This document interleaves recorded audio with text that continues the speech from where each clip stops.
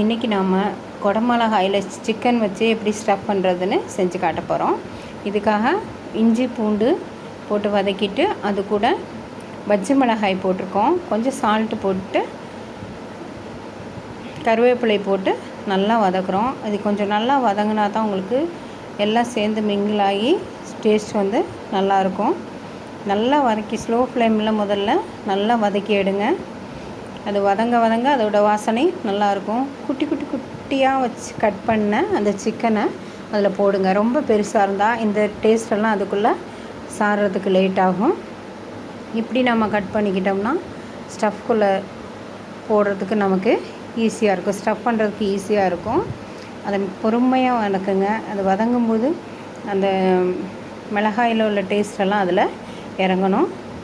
நல்லா வதக்கி எடுத்துட்டு அது கூட கொஞ்சம் எல்லாம் கலந்து வச்ச மிளகாய்த்தூள் கொஞ்சம் போட்டுக்கிறோம்.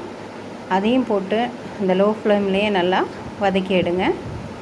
அதுக்கப்புறமா லெமன் எடுத்துக்கிறோம். லைட்டாக தண்ணி தெளித்து விட்டிங்கன்னா உங்களுக்கு இன்னும் கொஞ்சம் ஈஸியாக வேகிறதுக்கு நல்லாயிருக்கும். அதுவும் அந்த தண்ணியும் கொஞ்சம் வற்றி வரணும். அதில் எந்த விதமான ஈரப்பதம் இல்லாத அளவுக்கு நாம் அதை நல்லா வற்ற வச்சு எடுத்துக்குவோம். அது கூடவே லெமன் பிழிஞ்சு விடுறோம். லெமன் பிழிஞ்சு விட்டிங்கன்னா அந்த சிக்கன் வந்து சால்ட்டையும் காரத்தையும் குயிக்காக இழுத்துக்கும் அதுக்குள்ளே. அப்போ டேஸ்ட் நல்லா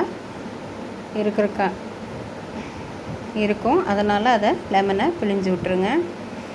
இதுக்கப்புறம் கொஞ்சம் நேரம் அப்படியே வச்சுட்டு லோ ஃப்ளேம்லேயே வேக விடுங்க. இப்போது மிளகாயும் தக்காளியும் அதில் சேர்த்து வரமிளகாயும் தக்காளியும் அரைச்சி அதில் ஊற்றுறோம். வரமிளகாயை ஊற வச்சு அது கூட தக்காளி சேர்த்து அரைக்கிறோம். நம்ம இதில் ஊற்றிருக்கப்போ பாருங்கள், பார்க்குறக்கே நல்லா கலர்ஃபுல்லாக இருக்குது. இப்போ இந்த அளவுக்கு எண்ணெய் பிரிஞ்சு வர அளவுக்கு நாம் அதை வறுத்து எடுக்கணும். சிக்கனும் சாஃப்டாக இருக்கணும். ரொம்ப வரன்னு ஆகக்கூடாது. அதுக்காக தான் நம்ம அதில் கொஞ்சம் தண்ணி தெளித்து வறுத்து எடுத்துருக்கோம். இப்போ மீதமாக உள்ள தக்காளியும் கொஞ்சமாக அதில் போட்டுக்கிறோம். அப்போ அந்த ஈரம் வந்து உங்களுக்கு எப்போவுமே அதில் நிற்கும். ட்ரை ஆகிறதுக்கு சான்ஸ் இல்லாமல் இருக்கும். நல்லா வறுத்து எடுத்துக்கோங்க. ஸ்லோ ஃப்ளேம்லேயே வறுத்தெடுங்க. இப்போது அந்த குடமிளகாய் ரெண்டாக கட் பண்ணிவிட்டு அதில் நீங்கள் அதை ஸ்டஃப் பண்ணி எடுத்துக்கோங்க. எத்தனை குடமிளகாய் எது பிடிக்குதோ அந்தளவுக்கு நாம் அதில் ஃபுல்லாக வச்சு ஃபில் பண்ணிக்கிறோம்.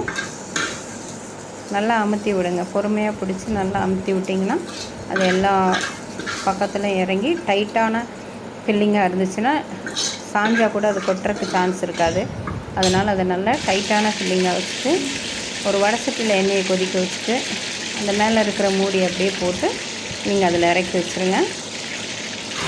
கொஞ்சம் பார்த்து பொறுமையாக செய்யணும். இதில் வந்து குடமிளகாய் சாயறதுக்கு சான்ஸ் இருக்குது. அதனால் கொஞ்சம் ஃப்ளேம் கம்மி பண்ணிவிட்டு அப்படியே பொறுமையாக நீங்கள் வேக விடுங்க. அந்த குடமிளகாய் வெந்துருச்சுனாலே உங்களுக்கு போதுமானதாகும். அந்த கொதிக்கிற எண்ணெயில் ரொம்ப குயிக்காகவே அது வெந்துடும்.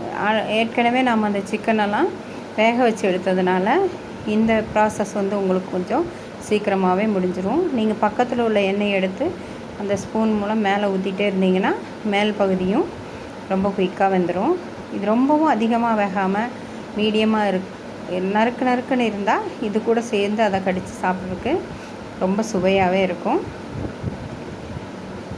அதில் உள்ள உப்பு காரமெல்லாம் இந்த மிளகாயிலையும் இறங்கி ஒரு சூப்பரான ஸ்டஃப்டு குடமிளகாய் நமக்கு தயாராகிடும். ரொம்ப பொறுமையாக வேக வைக்கணும் இந்த ஸ்டேஜில் மட்டும். இது நம்ம ரைஸுக்கும் சப்பாத்திக்கு ரைஸ்க்கு ரசம் சாப்பாடு இதுக்கெல்லாம் வந்து வச்சு சாப்பிட்டுக்கலாம். அதே மாதிரி எடுத்தாச்சு. அது பாருங்கள், இப்போ நம்ம டைட்டாக அதில் போட்டனால அது ஓப்பன் ஆனாலும் கூட அந்த ஸ்டஃப் வந்து உங்களுக்கு வெளியில் வரதுக்கு சான்ஸ் இல்லை. மறுபடியும் அந்த மேலே வேகாமல் இருந்ததுன்னா நீங்கள் அது தூக்கி போட்டு வேக வச்சும் மூடி வச்சுக்கலாம். அடுத்த குடமிளகாய் அதே மாதிரி பாருங்கள் ஸ்டஃப் பண்ணியிருக்கேன், பார்த்துக்கோங்க. இப்போ கீழே ரொம்ப குயிக்காக வெந்துடும் உங்களுக்கு. இப்போது நம்மளோட சுவையான குடமிளகாய் சிக்கன் ஸ்டஃப் ரெடி ஆயிடுச்சு. இந்த சேனலை எல்லோரும் பாருங்கள். உங்கள் ஃப்ரெண்ட்ஸ்க்கெல்லாம் ஷேர் பண்ணுங்கள். எங்கள் சேனலை எல்லோருமே சப்ஸ்கிரைப் பண்ணுங்கள். பாய் பாய் தம்பி.